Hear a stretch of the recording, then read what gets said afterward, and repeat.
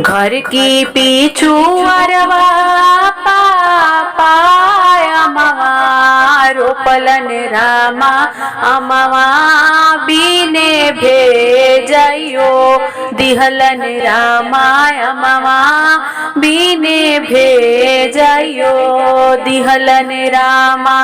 घोड़ावा चढ़ले आइले सुंदर दुल्हा रामा धरी लिहलन मोरे दहिने बहिया रामा धरी लिहलन मोरे दहिने बहिया रामा।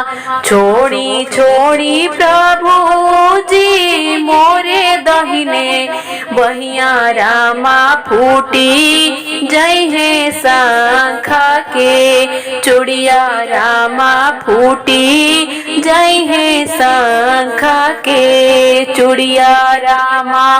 फूटे देहु शंखा के चूड़िया रामा जोड़ायो देवो शंखा के चूड़िया रामा जोड़ायो देवो शंखा के चूड़िया रामा।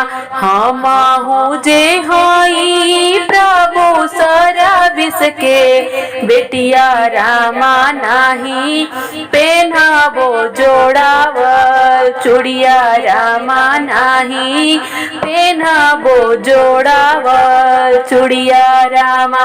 हमहु जे हई धनिया असल के बेटवा रामा पेन्हाई देवो जोड़ावल चूड़िया रामा पेन्हाई देवो जोड़ावल चूड़िया रामा। घर के पीछू अरवा